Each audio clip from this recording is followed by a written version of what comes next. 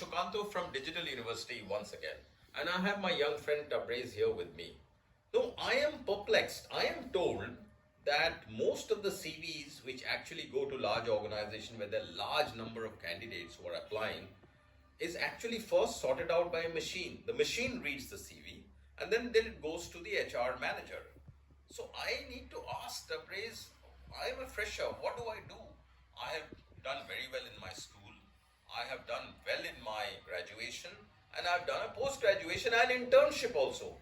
How do I write my CV in a credible manner with all my qualifications so that the machine reads it properly? Tabriz, can you guide me? Sure. So, as we know that we are migrating towards the digital world. In past, basically, if you see in the current scenario, there are two ways of getting into a job. One, the company comes in to your doorsteps, knock the door, and ask you to join it, which is like campus recruitment. If it happens, it's very good. Say like if you don't get a chance of getting through the campus, then the second way is you go and knock the door of the company, and then ask for a permission to get in. Now, in order to get inside, the first thing is you need to post your CV, and you have to ensure that it reaches to the concerned person, to the right person. Now, how will it reach to the right person? So nowadays, as you correctly mentioned, the CV has been sorted out by machines. If you talk about machine, they are usually in binary. It's 1010 kind of thing. I'll share one quick experience. I was traveling somewhere, so I had a guy sitting next to my seat. We started this discussion, right? And he happens to be an ex-developer of LinkedIn. Okay. So LinkedIn, as we know, so it's a very versatile platform for the professionals. So he mentioned this particular point that you include a lot of numbers in your CV.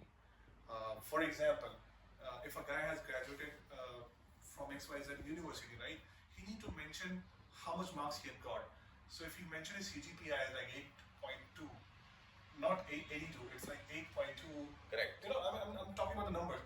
You had gone through some internship. वहाँ पे आपने 2 महीने काम किए. Correct. So don't write TW or 2 MONTHS must be. Write 2, the number 2. 2 months. You got certain amount of stipend from there. Correct. You write the if you're comfortable, write the numbers. $1,000 or $2,000, whatever you got it from there. You got a chance to work in a Fortune 500 company, so use the word 500.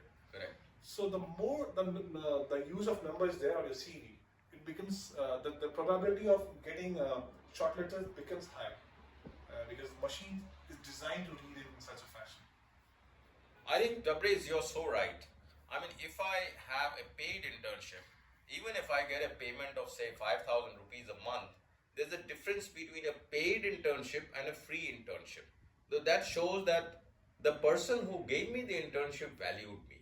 And आपने एकदम सही कहा that वहाँ पे जितना हम numbers लिखेंगे वो machine ठीक से sort out कर पाए. Absolutely. ये बहुत जरूरी चीज है that हम लोग जब CV लिखते हैं all the numbers हम लिख लें. आपने बहुत अच्छा एग्जाम्पल दिया Fortune 500 कंपनी का.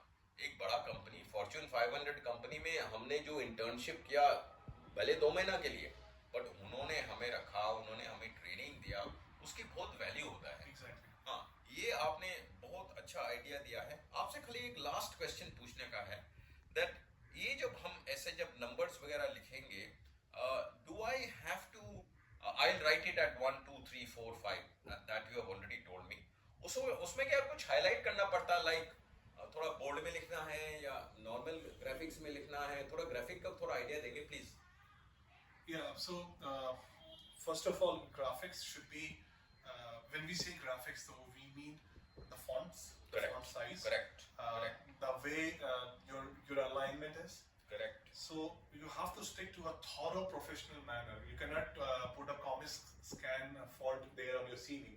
But देखते के साथ मतलब you're not applying for some comedy circle or something. You're applying for a thorough professional place. So you have to be very careful when you're writing a CV. It should be thorough professional. There's no room if you take it lightly. So it should be thorough professional, number one. Number two, since you mentioned about the numbers, right? 1010. So the 1010, you need not to put it in bold or need not to highlight, because that is not for humans. That is for the machines. Correct. So machine will pick up your CV once by seeing numbers, whether it's a big font or a small font or a italic or a bold or a cursive, whatever it is. It will just pick it up and it will push your CV to the next level. Now, once it comes to a desk of the concerned person or the hiring manager, he's not bothered about the numbers. Then he looks into your professionalism, your attributes, your skill sets, how you have designed your CV, how well. That's a very subjective thing. I mean, we can debate.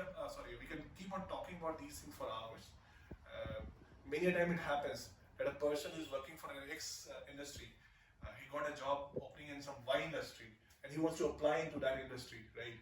But he himself thinks that no, that will not be a right move, because he has a lot of apprehension that okay, I don't have any skill set which is matching this particular job role. I don't have any idea or any experience or anything regarding that particular Correct. job role. Correct. So a lot of things need to be customized for a person who is viewing the CV for the hiring manager. So I think we can talk about this later on. But now, since you had asked me about the graphics part, then it should be thorough professional. Yes, I think, Tabraiz, you're so right. It has to be thorough professional. It has to be simple, as you rightly said. Just the numbers have to be written, because machine reads the numbers as it is. So this is the one I wanted to highlight. Don't worry about so much highlighting the numbers, but write it in a number format.